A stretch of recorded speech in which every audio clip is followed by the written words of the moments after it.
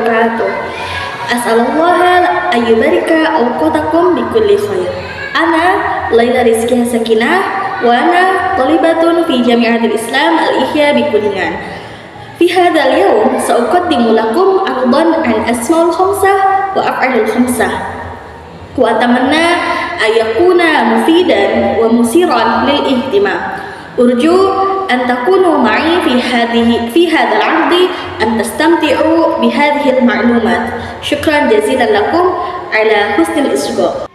Baik, di sini saya akan menerangkan tentang Asmaul Khamsah dan Af'alul Khamsah. Tapi di sini saya akan menerangkan Asmaul Khamsahnya terlebih dahulu. Nah, apa itu Asmaul Khamsah? Asmaul Khamsah, asma artinya yaitu beberapa isim. Khamsah artinya 5. Jadi Asmaul Khamsah itu artinya isim yang 5. Nah, isim yang 5 ini menjadi isim yang spesial. Karena kenapa? Karena perubahan 5 isim ini berbeda dengan isim-isim yang lainnya. Nah, apa aja sih kelima isim tersebut lafadznya? Nah, yang pertama ada abun, kedua ahun, ketiga hamun, keempat famun, kelima zu. Nah, kelima lafadz ini belum dinamakan Asmaul Khamsah karena syarat dari Asmaul Khamsah itu harus mudhof. Syarat pertama dari Asmaul Khamsah itu harus mudhof, yang artinya apa? Yang artinya harus digabungkan. Kata abun digabungkan dengan domir ka, maka menjadi abuka. Ahun digabungkan dengan domir ka menjadi ahuka. Hamun digabungkan dengan domir ka menjadi hamuka. Famun digabungkan dengan domir ka maka menjadi fuka. Nah, di sini khusus untuk kata famun tidak menjadi famuka, melainkan mim pada lafaz famunnya itu dibuang maka menjadi fuka. Nah, inilah asal usul lafaz fuka yang asalnya dari famuka, mimnya dihapus maka menjadi fuka. Selanjutnya yang zu digabungkan dengan malin maka menjadi zu malin. Nah, abuka artinya ayahmu, ahuka saudara laki-lakimu, hamuka iparmu, fuka mulutmu, dan zu malin orang yang memiliki harta. Nah, kan kalau isim yang lain ketika dirofa maka tanda rofanya itu dengan domah. Tapi kalau Asmaul Khamsah tanda rofanya itu bukan dengan harokat melainkan dengan huruf. Nah, kedudukan Asmaul Khamsah kedudukannya di rofa maka tandanya dengan huruf wawu. Huruf wawu. Nah, tanda rofanya Asmaul Khamsah yaitu menggunakan wawu. Contohnya di sini zahaba abuka ilal masjidi. Artinya ayahmu telah pergi ke masjid. Kedudukan abuka di sini yaitu sebagai fa'il atau subjek. Setiap subjek kedudukannya itu harus dirofa. Nah, tanda rofanya Asmaul Khamsah itu dengan wawu. Selanjutnya ketika nasabnya dengan huruf alif. Kalau isim yang lain nasabnya itu menggunakan fathah, tapi kalau Asmaul Khamsah tanda nasabnya itu menggunakan alif. Di sini kata abuka menjadi abaka ketika nasab, ahuka menjadi ahuka, hamaka, faka, dan zamalin. Nah, terjemahannya sama aja seperti yang ini, tapi kita harus memperhatikan tanda i'rabnya. Contoh dalam kalimat ro'aitu akhaka fil masjid, yang artinya saya melihat saudaramu di masjid. Nah, di sini kata melihat yaitu ro'aitu. Ro'ai itu melihat. Butuh objeknya itu kedudukannya harus nasab. Nah, ini itu objeknya. Selanjutnya ketika jar. Nah, kalau isim lain ketika dijar, jarnya itu dengan harokat kasroh, tapi kalau Asmaul Khamsah jarnya itu dengan huruf ya. Nah, di sini abika, akhika, hamika, fika, dan zimalin. Contoh di dalam kalimatnya yaitu marartu bihamika, yang artinya saya lewat bersama iparmu. Di sini ada huruf jer yaitu bi. Nah, ini huruf jernya. Dan kata setelahnya yaitu asmaul khamsah. Nah, di sini kan huruf jernya yaitu bi dan kata setelahnya yaitu asmaul khamsah. Nah, di sini asmaul khamsahnya yaitu hamika. Nah, ketika asmaul khamsah dijer, maka tandanya adalah dengan huruf ya. Nah, ini huruf asmaul khamsah ketika kedudukannya jer menggunakan huruf ya. Nah, tadi kan syarat asmaul khamsah itu harus mudhof. Mudhofnya itu tidak harus pada domir ka saja. Nah, misal mudhof pada kata yang lain, misalnya Abu Hurairah. Nah, ini termasuk lafaz asmaul khamsah karena abu menggunakan lafaz abun yang dimudhofkan pada lafaz lain yaitu Hurairah, meskipun tidak mudhof kepada domir ka. Jadi ini juga termasuk asmaul khamsah. Nah, tapi ada pengecualiannya, bukan mudhof kepada ya mutakalim. Nah, tidak boleh mudhof kepada ya mutakalim. Nah, pokoknya mudhof ilaihnya itu bebas, yang penting jangan kepada ya mutakalim. Ya mutakalim itu apa? Ya yaitu domir yang menunjukkan kepemilikan. Contohnya seperti milikku, ayahku, saudara laki-lakiku. Nah, itu merupakan ya mutakalim. Berarti lafaz abun, ahun, hamun, famun, dan zu ini tidak boleh mudhof pada ya mutakalim. Tidak boleh. Contohnya lafaz abi. Nah, ini kan artinya ayahku.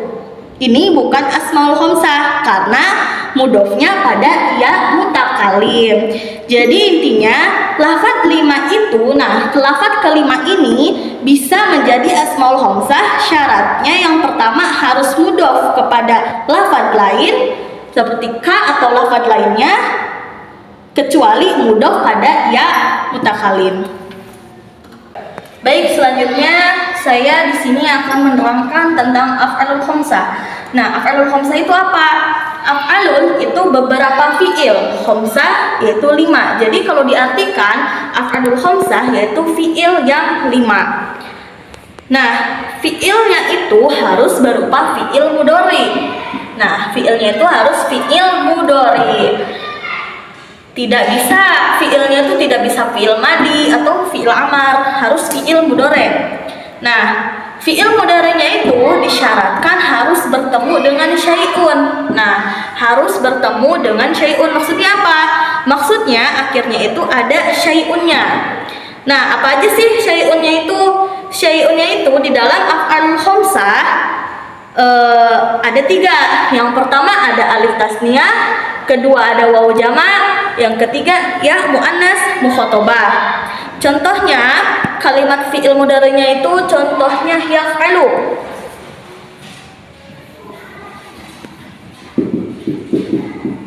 Nah, contoh kalimat fi'il mudhari'nya yaf'alu. Tadi kan af'alul khamsah itu fi'il mudhari' yang bertemu dengan syai'un. Nah, syai'unnya kan ada 3. Nah, yang pertama kata yaf'alu bertemu dengan alif tasniyah, maka menjadi yaf'alani atau taf'alani. Kalau yang bertemu dengan wawu jamak, maka berarti kata yaf'alu menjadi yaf'aluna atau taf'aluna. Yang terakhir bertemu dengan ya muannas mukhatabah, maka menjadi taf'alina. Nah, yang pertama fi'il mudhari yang bertemu dengan alif tasniyah, alifnya itu yang ini, yaf'alani, taf'alani. Nah, ini bertemu dengan alif tasniyah. Lalu yang kedua yang bertemu dengan wawu jamak, wawu jamaknya yaitu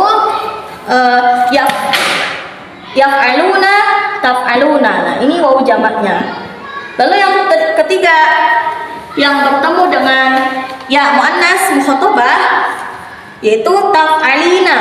Nah, yang ya tidak. Tiga. Nah, terus nunnya ini apa?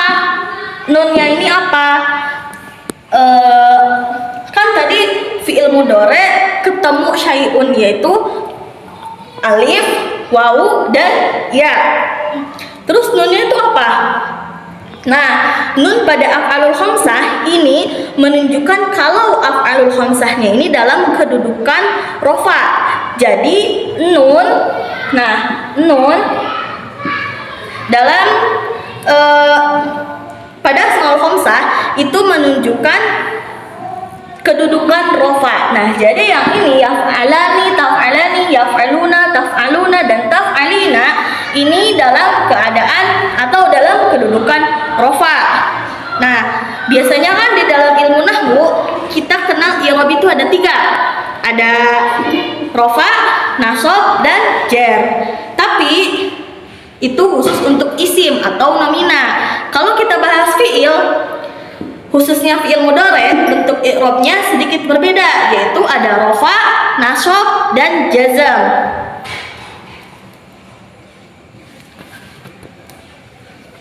Nah, kalau yang ini dalam kedudukan rafa, lalu selanjutnya dalam keadaan nasab dan jazamnya itu bagaimana?